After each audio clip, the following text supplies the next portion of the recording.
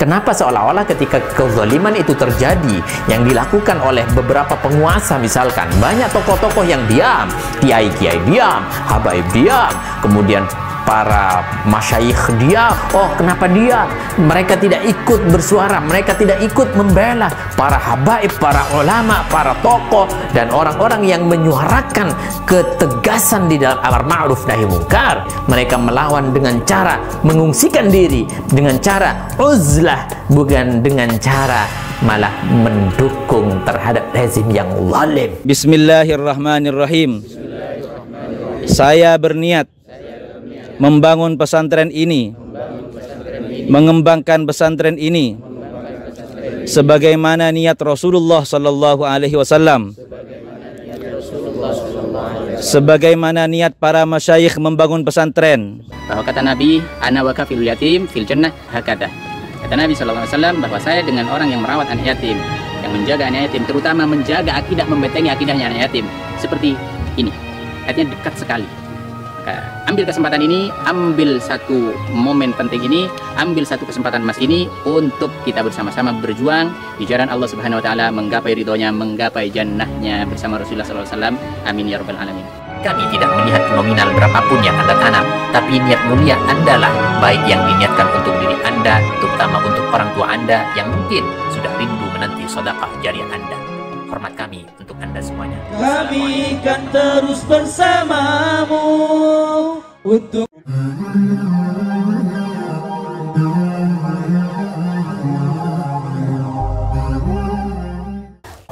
Assalamualaikum warahmatullahi wabarakatuh. Sahabat kaum muslimin, subscriber channel Benteng Akidah dimanapun Anda berada. Pada kesempatan yang berbahagia ini, saya ingin menyampaikan satu hal yang sangat prinsip sebenarnya tentang keislaman kita. Artinya, banyak yang bertanya daripada teman-teman kita, saudara kita, jemaah kita, kenapa seolah-olah ketika kezaliman itu terjadi yang dilakukan oleh beberapa penguasa, misalkan banyak tokoh-tokoh yang diam, kiai-kiai diam, habaib diam, kemudian para masyayikh diam, misalkan seperti itu. Dan ini tidak bisa dipungkiri, memang seolah-olah terdengarnya memang seperti itu. Kemana mereka? Kemana para ulama kita? Kemana orang-orang yang katanya getol melaksanakan amar ma'ruf nahi munkar? Bukankah di dalam Islam kita dianjurkan oleh Allah Subhanahu wa taala, bagaimana di dalam Al-Qur'an tersebut berbunyi, a'udzubillahi minasyaitonirrajim, bismillahirrahmanirrahim, kun khairu ummatin ukhrijat linnas ta'muruna bil ma'ruf wa tanhauna 'anil munkar. Shadaqallahul azim. Al-ayah, disampaikan dalam ayat tersebut bagaimana kita dianjurkan, diminta, diharapkan, dan juga kalau perlu harus kita jadi umat yang terbaik, di mana ciri-cirinya adalah ta'muruna bil ma'ruf wa tanhauna 'anil munkar, berlaku di dalam kehidupannya yaitu amar ma'ruf nahi munkar, tidak mundur ketika dihadapkan dengan amar ma'ruf nahi munkar, tidak mundur ketika dihadapkan dengan kezaliman dajjal sekalipun.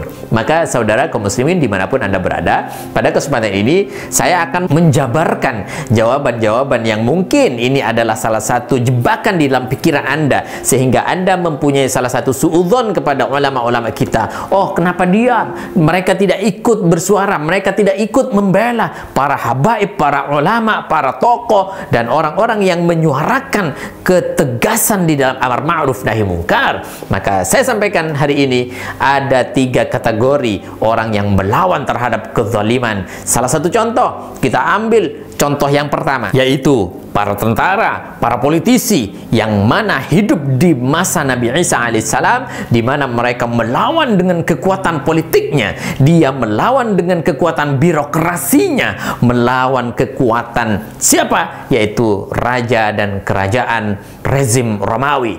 Mereka melakukan perlawanan dengan getol, dengan kekuatan, dengan kesabaran, dengan ketulusan lillahi ta'ala untuk menjaga agama Nabi Isa alaihissalam pada waktu itu. Sehingga apa yang terjadi? Rezim yang zalim ini luar biasa kekuatannya, sehingga mereka bangkit melalui ekonomi, bangkit melalui politik, bangkit melalui birokrasi pun harus tumbang dan gugur, sehingga dia hancur sedikit demi sedikit, satu demi satu dikriminalisasi dan tumbang di bawah ketiak kekuasaan rezim zalim.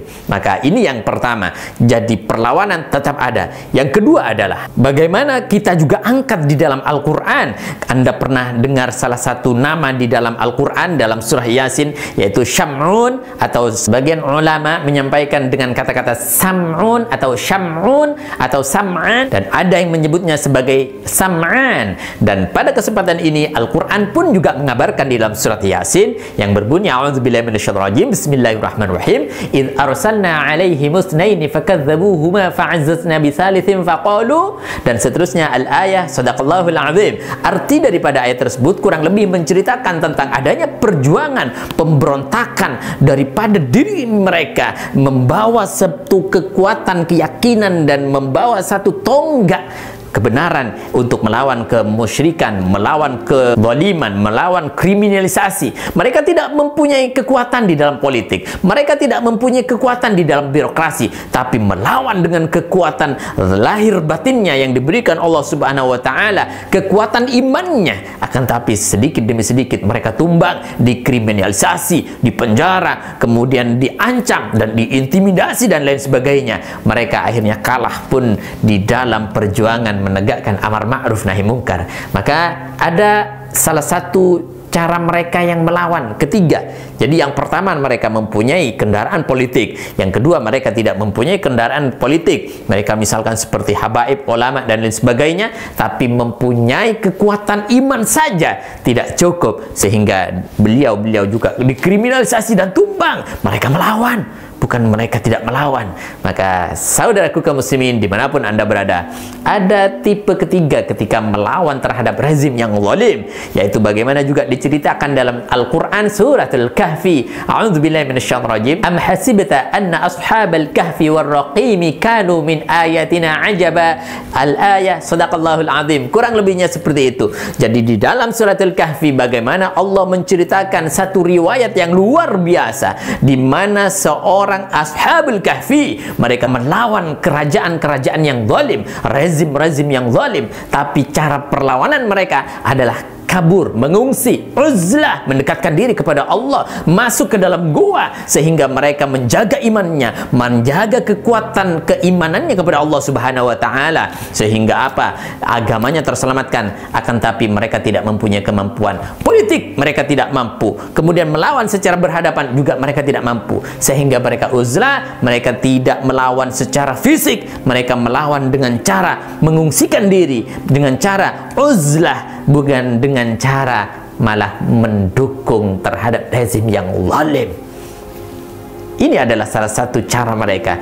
Maka saya sampaikan kepada Anda semuanya, kaum muslimin dimanapun Anda berada, subscriber channel Benteng Akidah yang saya cintai, berhentilah untuk suudzon terhadap ulama-ulama kita. Mereka mempunyai satu kekuatan, yaitu iman dalam diri mereka, dan mereka mempunyai cara untuk melawan terhadap kezaliman dimanapun saja dan kapanpun saja. Akan tapi dengan catatan itu tadi, bukan berarti diamnya mereka lalu meminta-minta kepada rezim, diamnya mereka lalu mengajukan proposal-proposalnya terhadap rezim dan kepada kerajaan-kerajaan Romawi, contohnya misalkan kepada para pejabat-pejabat, pemangku-pemangku kekuasaan, mereka nempel untuk mendapatkan jabatan dan gelimangan harta untuk hidupnya di dunia saja. Maka dari itu saya sampaikan terakhir kepada Anda semuanya sebagai pegangan dan prinsip di dalam diri kita semuanya, bahwa cara-cara itu dilakukan lengkap komplit oleh baginda kita Rasulullah SAW, di mana para sahabat juga dianjurkan oleh Nabi SAW untuk melawan secara langsung, melawan secara tidak langsung,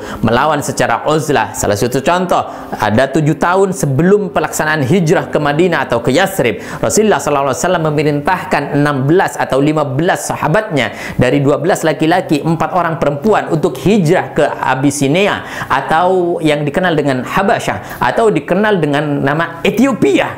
Hijrah menghindari kezaliman penguasa di Makkah pada waktu itu, sehingga mereka semuanya uzlah, mereka semuanya mengasingkan diri. Itu adalah salah satu cara melakukan perlawanan terhadap kezaliman.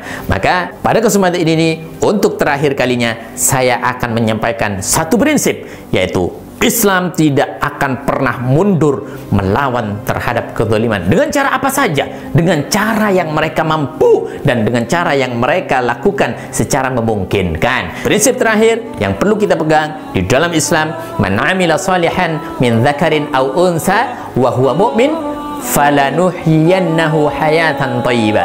Apa yang menjadi prinsip luar biasa diberikan Allah Subhanahu wa taala di dalam Al-Qur'an kepada kita semuanya. Siapa yang melakukan amal baik, siapa yang mengikuti Al-Qur'an dan Sunnah, siapa yang patuh terhadap Allah dan Rasulnya, dari laki atau perempuan atau siapa saja, dan di dalam hatinya ada keimanan yang kuat, falanuhyiyannahu hayatan thayyibah. Allah akan kasih dia hadiah kehidupan yang terbaik dan paling sempurna, insya Allah dunianya selamat, akhiratnya bahagia. Amin ya rabbal alamin. Semoga itu terjadi kepada kita semuanya.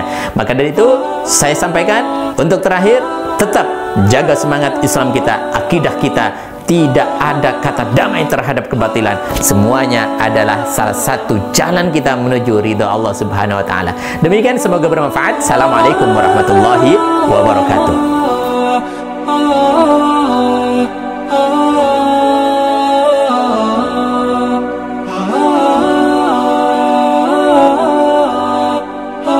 Bagi Anda yang belum subscribe channel Benteng Akidah ini, kami harap subscribe dulu sejak sekarang, sebarkan seluas-luasnya, komentari dan beri masukan kami.